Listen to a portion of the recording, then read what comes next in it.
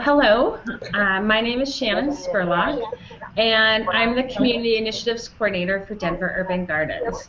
And I also co-chair the Denver Sustainable Food Policy Council. Today, I'm here at the LiveWell, Colorado offices for this live Thank a Farmer, Where Your Colorado Food Comes From video chat. I'm joined by Allie. Hello. I'm joined by Allie Tabish, who is a registered dietitian with the Western Dairy Association, and Ashley Edstrom, co-owner of Sugar Hill Dairy in Kersey, Colorado. Welcome, ladies. Thank you. Thank you for having us. Today we are chatting about where our Colorado food comes from.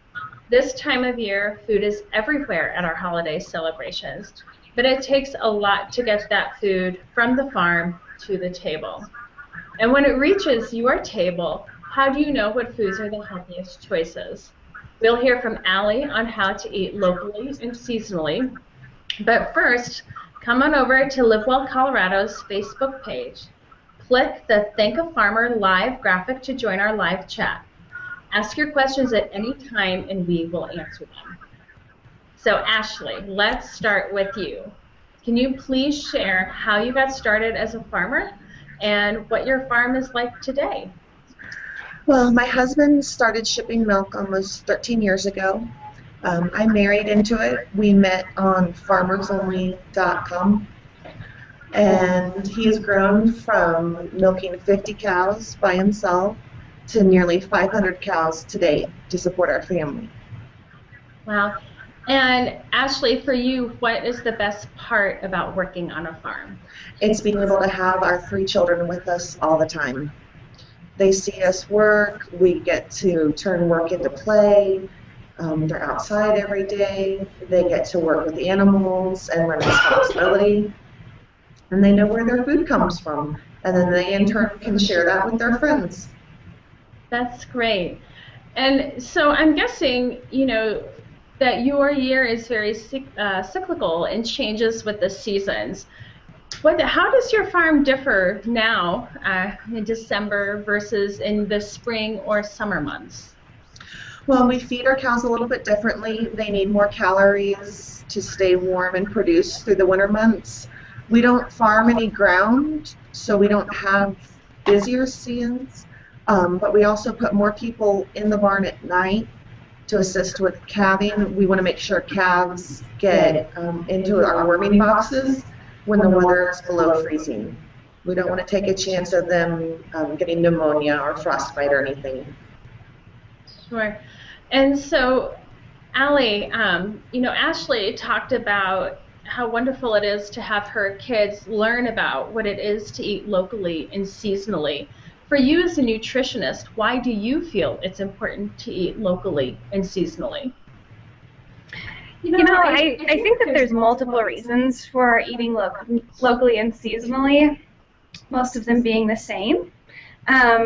For one, I think most people will notice as they walk into the grocery store that eating seasonally and locally is a lot cheaper and can be cost effective. My number one reason for eating seasonally and locally as a nutritionist is the taste, the quality, the freshness. Typically, when foods taste better, people are more likely to eat them. One thing that I really enjoy about eating seasonally as a nutritionist is that it increases the variety in the diet. So as the season progresses and we're eating different colored fruits and vegetables, we're getting different nutrients into the body. Finally, as I'm sitting across from Ashley, I think eating locally supports your neighbors. It supports your economy, which is a valuable thing to do as a person of the community. Yes. And so, Ashley, kind of again parlaying on what Allie talked about. She talked about the variety and how eating seasonally allows you to kind of mix your diet up and eat things that are really seasonally appropriate and get to know your neighbors. For you, Ashley, what are some of your favorite seasonal winter foods? I think pomegranates are a nice treat. And I think that is the nice thing about eating seasonally. Food becomes a treat. if you have asparagus in the springtime, and then you can look forward to Colorado peaches in the summer. And then you can get pomegranates this time of year. You can look forward to food. Very much so. Yes, and Allie, for those people who aren't, who might find challenges around eating locally or seasonally, what are some tips that you can offer them to make that more doable for them? Yeah. I think one of the greatest things about the dairy industry is that it is local and seasonal year-round. So including milk, cheese, and yogurt into your diet is one good way to tackle the seasonal lack of availability. There's also different fruits and vegetables that store better than others. Apples, pears, your squashes, potatoes. Those are all root vegetables that store really well. And can be incorporated into recipes throughout the holiday season. And Allie, just to ask, I think Ashley talked about some of her favorite foods that are seasonal. What are some of your favorite seasonal foods around winter time? Sure. I really like having potatoes and squashes on hand. So I think on a cold winter day, coming home and mixing up vegetables with a milk-based soup is always a really good option. Mixing cheesy potatoes is a good one. And I actually have with me an apple pie dip. Since apples keep really well through the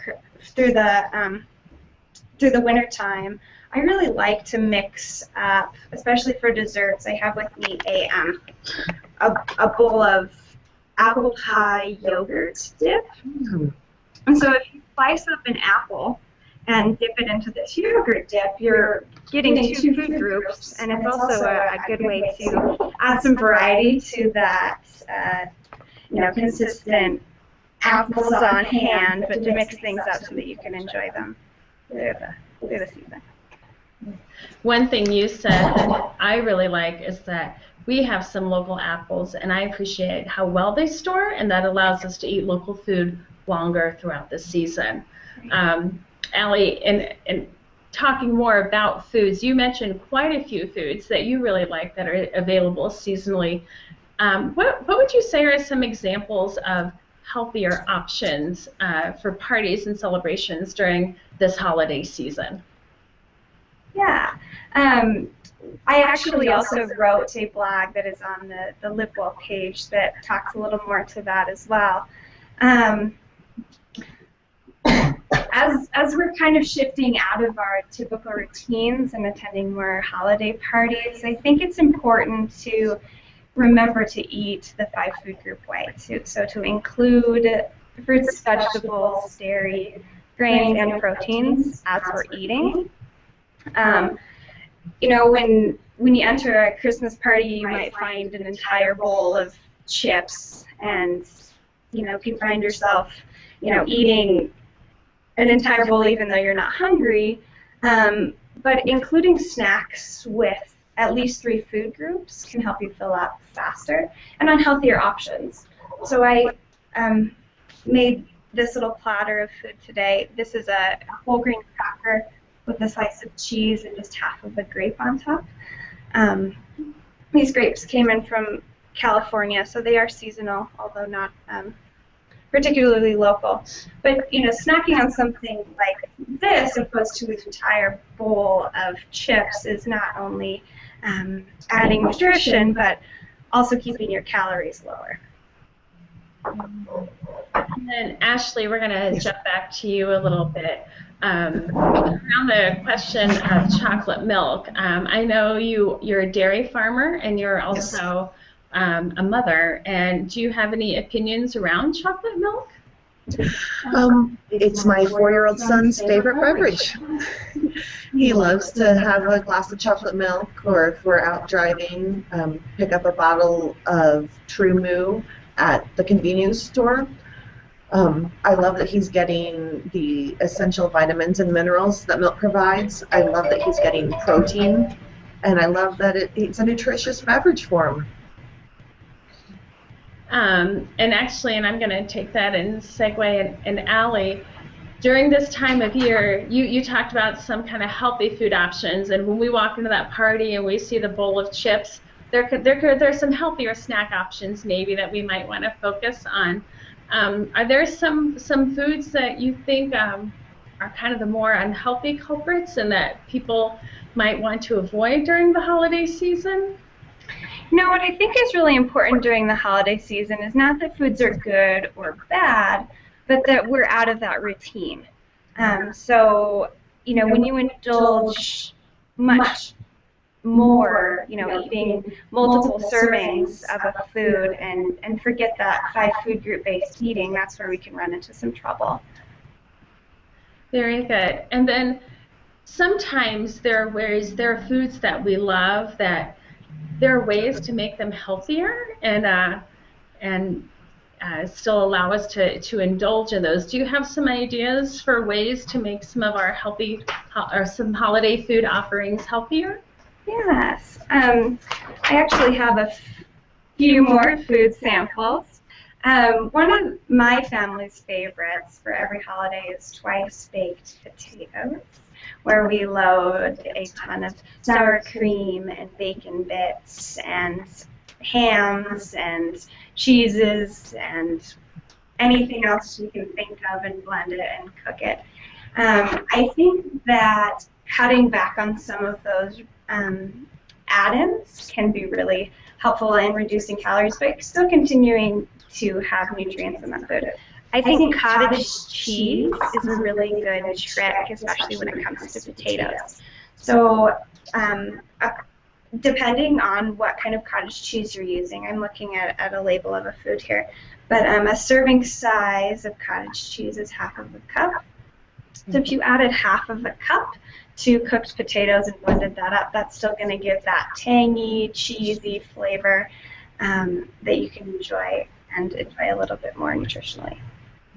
It sounds like to me you're highlighting the ideas of maybe some of prioritizing some ingredients and maybe being open to substitutions for different types of food. Right. One thing, that I want to circle back around, because Ashley had an opportunity to talk about chocolate milk, but I didn't give you a chance to talk about that, and I'm sorry about that. Allie, do you want to weigh in on, give your opinion on chocolate milk? Sure.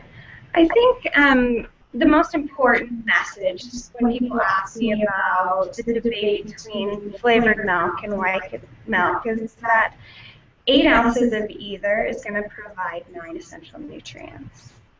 And as a nutrition professional, I really value getting nutrients into people's body. It's not about what you're not eating, but what you are eating. And especially when it comes to kids, I think it's important to find vehicles for getting nutrients into their body. And chocolate milk serves as a really great vehicle for kids to get 9 essential nutrients into their body that they're not going to find elsewhere. And for the holidays, one thing I love is that so many families have their own traditions and things that make this time of year special for them. Maybe both of you could highlight some of your favorite family traditions when you come together around a meal. Well, for us, it's not the holiday season unless we make kifli. It's a Hungarian cookie that my Hungarian grandmother taught me to make. And the dough is just butter, sour cream, and flour. So for a dairy farmer, it's a great cookie. I don't think I've ever seen those around, so I'll keep my eye out for them. Give me your address. And Allie, what about you? My family actually does something a little unique on Christmas. We always throw a party, and so my immediate family always does pizza on Christmas, and have a cake as well. So we will make a dough just out of whole wheat flour and yeast. Very simple, basic recipe. And then we'll top it with all of our favorite ingredients. And as I have gone through my schooling and seen the importance of making sure we're having at least a serving of dairy and of including fruits and vegetables. It's been a fun challenge to challenge my family members into how many toppings they can get on their Christmas pizza. Great. And we're kind of getting into the final piece of our conversation here, so just a couple more questions here. But Ashley, are there some traditions that you have on your farm outside of when your family comes together that you'd like to highlight for us? We always do an employee Christmas party. Everyone brings in something delicious to eat. We give Christmas presents, Christmas bonuses. Everyone brings their families. The kids all play. And then on Christmas Eve and Christmas Day, I'll make sure to have some really good food in the barn for the milkers and for our outside employees. They're away from their families on the holidays, and we appreciate that sacrifice they make. Oh, very much so. And kind of in wrapping up the final piece of our conversation, Ashley, if I want to come out and visit your farm, is that possible for me to do that? Western Dairy Association can coordinate farm tours. Currently, we don't have the insurance to facilitate visitors, I guess. But I'm sure if you were to contact Western Dairy after this conversation, we could arrange something. Okay. And if I want to find milk from your cows in the grocery store, where would I go to find that? Actually, we are members of Dairy Farmers of America. It's a milk cooperative. And so all of our milk is sold through this cooperative. So it's blended with the milk from other dairies, and it appears on your grocery shelves. We send a medical and Leprino cheese plant. Our milk ends up everywhere. Okay. So many people may be drinking milk from your farm and just not know it. Yes. My husband always says that he helps raise every child in Colorado. Very good. And do you have an idea about maybe how many dairy farms there are in Colorado? There's 119 dairy farms in Colorado, and 99% of them are family-owned and operated. Okay. Very good. Very good. Well, I want to thank you both so much for taking your time this afternoon, and we definitely all, thank our farmers and are so grateful for what you do and bringing the food from the farm to the table. So thank you. And thank you so much for having us. I'm sorry, pardon me? Oh, I said thank you so much for having us. We love reaching out to our consumers. Yeah, well, we're happy to join you and be able to bring this topic to the broader public. So thank you. We hope everyone watching this has learned a lot, and we wish you all a very happy, healthy holiday season. Thank you. Thanks so much.